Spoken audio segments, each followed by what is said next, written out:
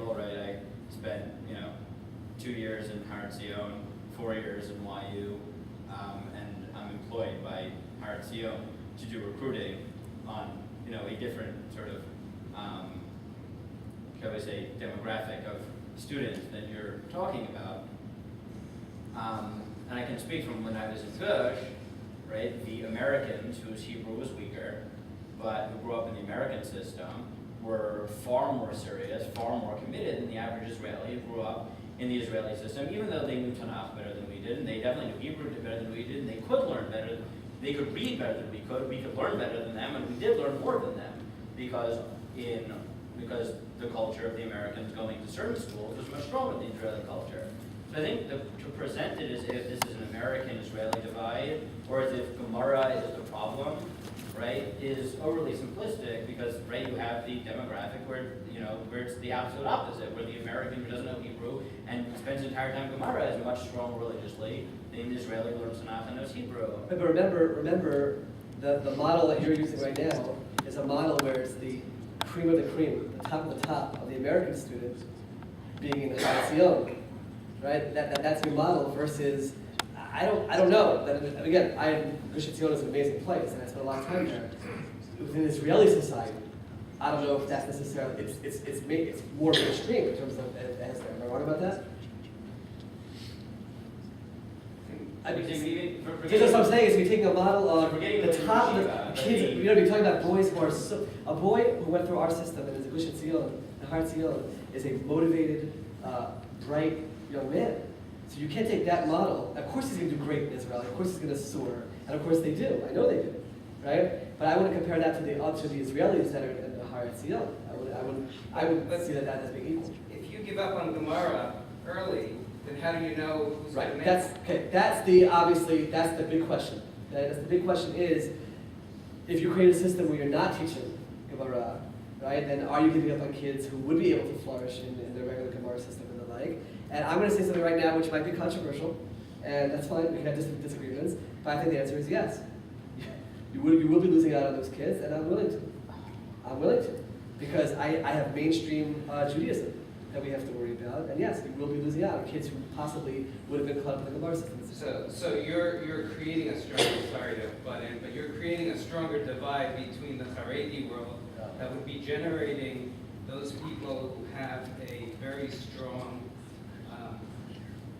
Gemara leadership, and essentially continue, and even now are taking the mantle and essentially saying that we are the only ones who actually have the capability to learn to the depth of being able to pass laws against the mainstream who essentially end up following.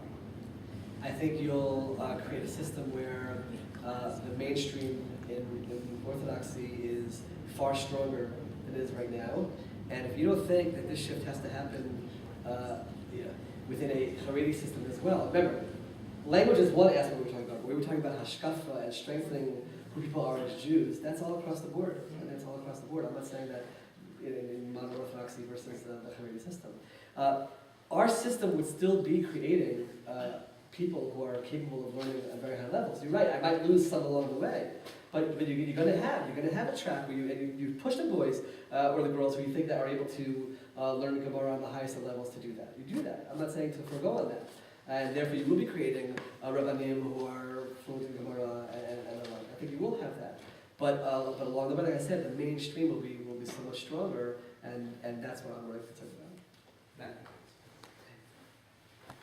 Just to continue kind of this line of questioning over here, and I definitely do agree with you that there are a lot of these changes that need to be made and such, but I think this perspective that only the cream of the crop are the ones who want to be learning Gemara is not necessarily true, but I have a lot of friends who wouldn't necessarily be considered, the top of the top, or the ones picked out to be on the special Gemara track you talk about, and that I think even more they'll be the kind of ones who are lost out, and this also kind of doesn't allow them to see the full kind of halachic world from the source, which is a lot of, I think, what they're a little fed up with, that they feel like they're being lied to and just being taught what to think. Sure. Well, I think that would be, what you're saying right now is touching on, again, another creative idea, which a lot of schools do teach, by the way, okay? And that is to teach a Toshka type of class, okay, or a Toshka al-Peh or halacha, where you are given, I'm not saying take every single Gemara source out of everybody's curriculums. Obviously, they're going to know this Gemara, but do it in a context. Okay, if you wanted to teach a topic, take a topic and start from the. When I was in Young Israel, Rav Schechter would come once a year to visit. He had a son in Young Israel, and he'd come once a year, and he'd speak on Friday night, and it was the most popular shiur the whole year in Young Israel. And he came one year, Parsha Mishpatim, and he started from the first pasuk, and literally it was this walking Torah Tamima type of experience. I mean, he read the first pasuk, went through the Chazals, went to the Rishonim, went to the Achronim, then moved on to the next pasuk. And as he was doing it, it was structured so masterfully. Teach kids about things from the Psukim down through the Achronim in a structured way where they also see Gemara. I think that's very important to do. That's very different. Rabbi Breitowitz, Yitzhak Breitowitz was the Rav of the shul I grew up in. He said all the time, we should just choose topics. If you want to teach Gemara, fine. Don't say this year we're learning Masechet Kiddushin or even Masechet Sukkah. Take a sugya from here and a sugya from here and just teach that. And again, teach it from the Psukim down to the Gemara. Show them the process. Show them where it's all rooted. Give them exposure to Gemara along the way, and let them enjoy the Gemara which they're learning. That's also that's an in-between type of shift to say, okay, we're not going to give up on Gemara completely, right? We'll teach Gemara, but we'll teach Gemarot, which at the same time engage them and show them that process that you're talking about. Just to continue with this a little bit, your description analysis is just depressing. I mean, it's really on so many levels, and yet I'm not sure that the issue is in terms of just topics like Gemara.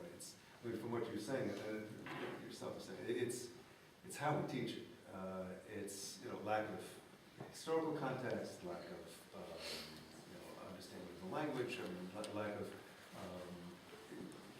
meaning context for our lives. That applies to how we're teaching Gemara, how we're teaching Tanakh, how we're teaching almost every aspect of Torah that we're teaching in school, which is just a terrible indictment of our entire educational system, which in fact I think is the case. It seems to me, and this is not a question, we do need to be teaching Torah Shabbat Peh. To be teaching Torah without Torah Shabbat Peh, and we probably should spend more time on Mishnah as well as Gemara. Kids need a strong grounding in how Mishnah works so that they understand how Gemara goes out of it. But the kids are spending long days in school, the teachers are spending a lot of time teaching, and there's no real pedagogical method here. And it's not just a question of curriculum development, it's actually a question of teaching teachers how to teach, and no attention that I see is really being directed towards that in our day schools sufficiently. There have been some abortive attempts to create kind of teacher methodology programs that didn't go very far. People don't seem to be interested in it, don't seem to have the money for it. But from what you're saying, I think your description is accurate, and it's really it's an indictment. So what you're saying comes out of this is that we really need to spend time, not just on curriculum development, but on pedagogic method to help students become excited about what should be the most exciting things in their lives. So how do we do that?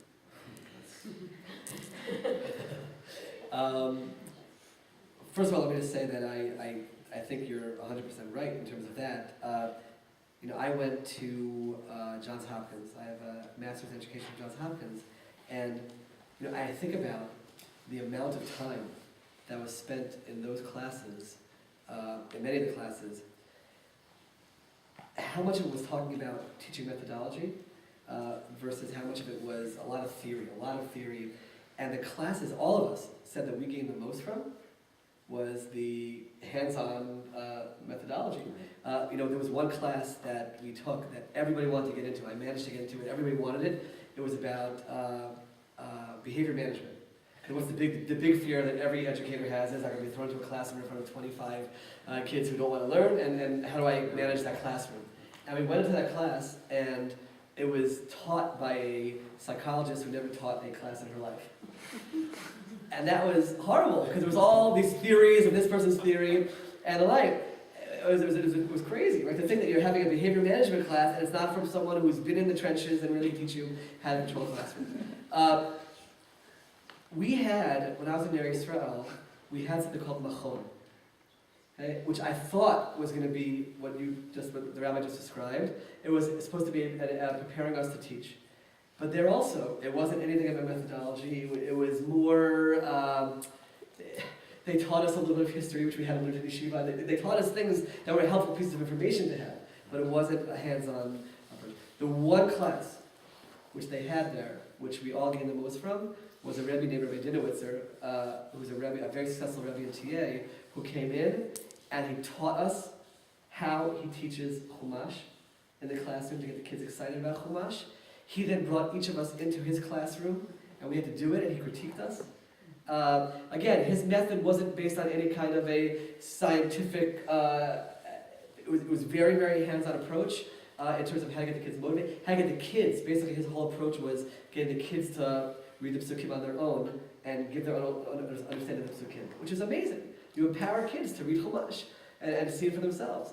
And then we all have to go in there and teach it his way and try to do it.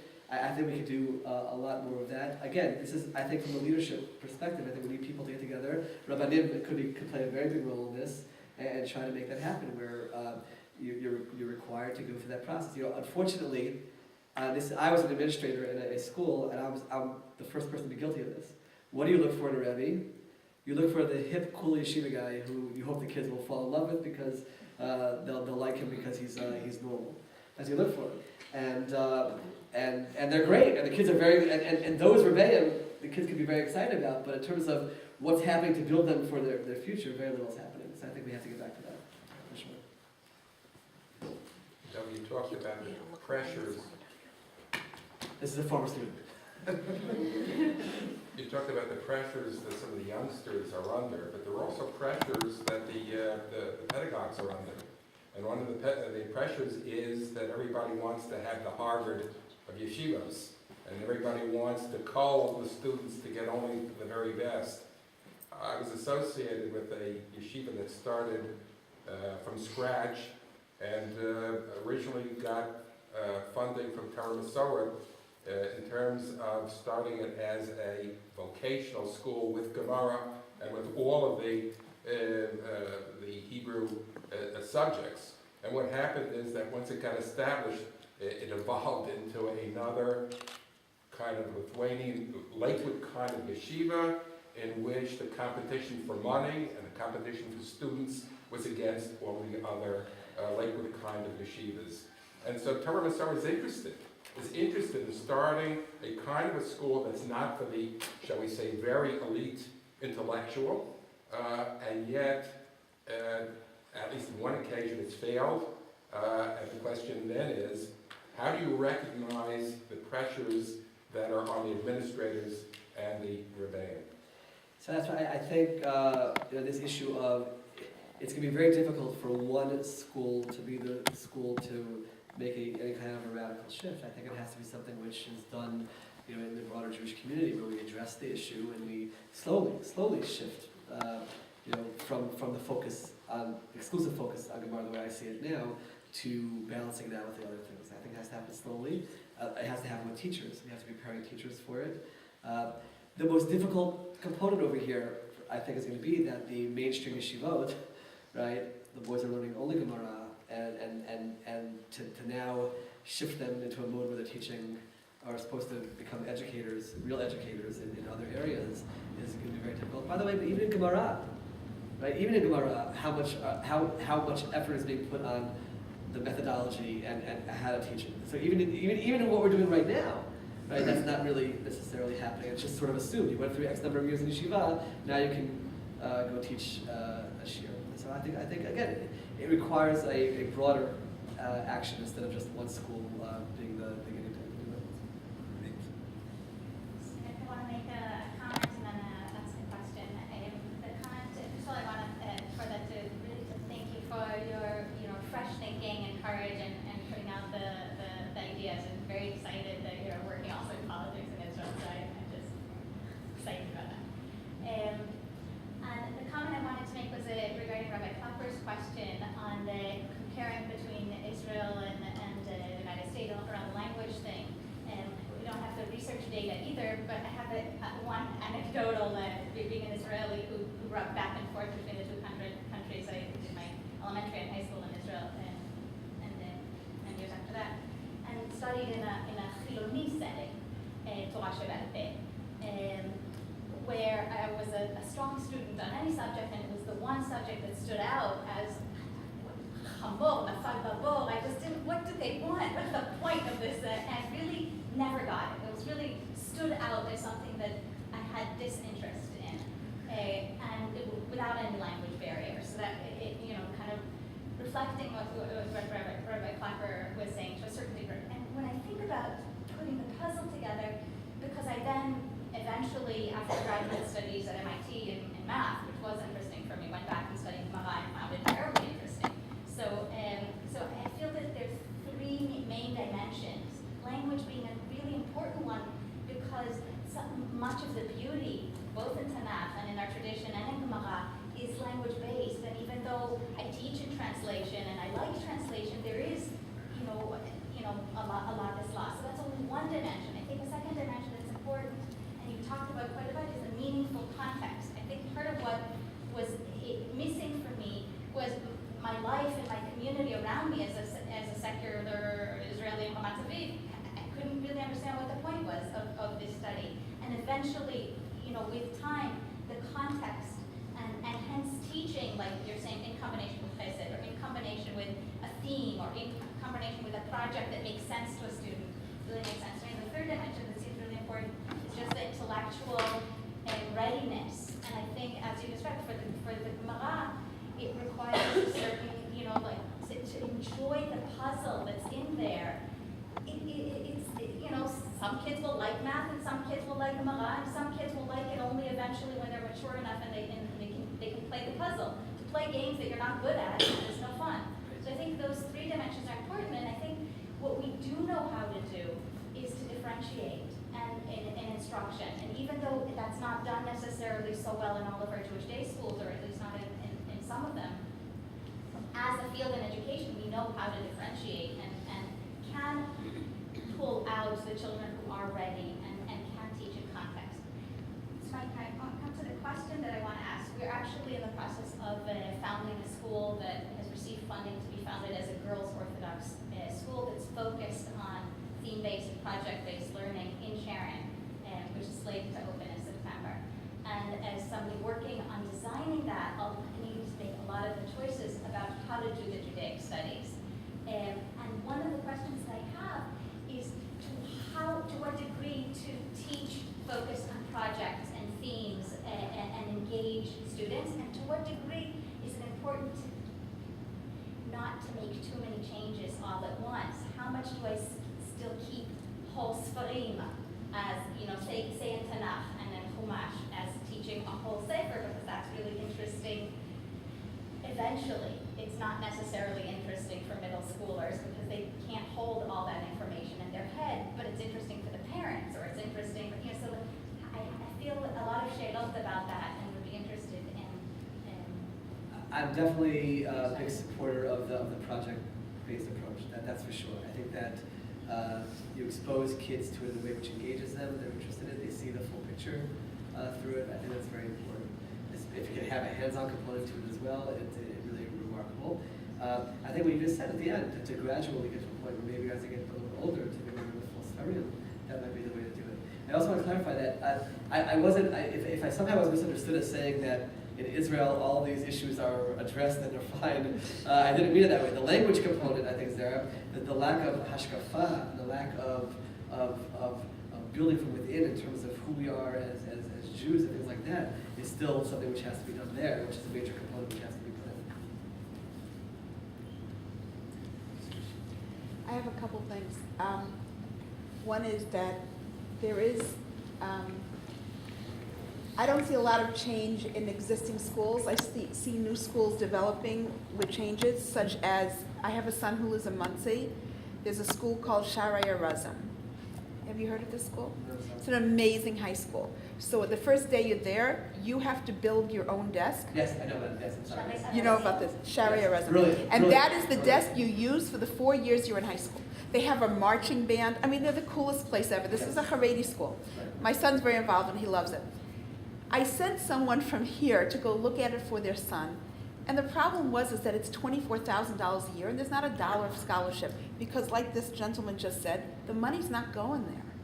So maybe this is something that, you know, we have to change our focus, and maybe those are the schools that we need to help, because they're the innovators. They're the people who are trying to do something different. And so that's something. The other thing that I want to ask you about specifically is, I'm more depressed than Rabbi Sender is, I think, about something you said, and it's been bothering me from the second you said it. They're coming in from a yeshiva background to your schools, correct? And they're not all that excited about whatever, and they're not all that knowledgeable about whatever. And you're telling me that you have to compete with an iPod. So if comma, when they leave you after a year, and they go to a university with some 22-year-old Chabad guy who really doesn't understand who they are at all, who's going to help them? This worries me a lot about, do you like make suggestions about don't go to a college campus where there's 3 firm people?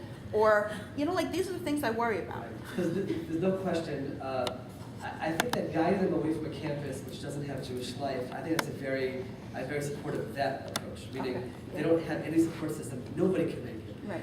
I personally am against the idea of trying to get them out of going to campus. And the reason for that is, once a Rebbe has once you've spent a few months working on a kid, telling him not to go to campus, and then he's going to go to campus anyway, the moment he does that, he now has almost like an official stamp, or even subconscious in his mind, I'm off the path. I've done the wrong thing. And I see this in my students. And once they have that, they have to feel like, you know what? This is what a Jew does, right? I'm at State of Light now. I go to college, and it's great. And I'm not saying not to go to college. No, so I'm saying I feel that we have to prepare them for that, make them almost build them up to feel like they can do it. But you're 100% right. It's very, very difficult to compete with the challenges that are out there. There's no question about it. There's no question also personally, you know, if I have a student who on his own is thinking about going to a yeshiva and college type setting, and I know that his parents will be fine with it, there's no question I'll try to foster that. But I would never want to get into a situation where I'm creating a tension and a fight over this issue, where in the end he's going to go to college campus anyway, and now he can't embrace it as something where I can actually succeed there. They can succeed there. I mean, we have students who do so well in places where they've been prepared properly and where they're focused enough. But you're right, the challenges are immense. You know, it's 10 o'clock now, and Rabbi Lipman has been traveling all day, and he might be a little tired, and also he'll be here through the weekend. So maybe we'll sort of conclude right now, and save your questions, keep asking questions. It's been a tremendously stimulating conversation right from the start, and we expect more of it over the weekend. We look forward very much to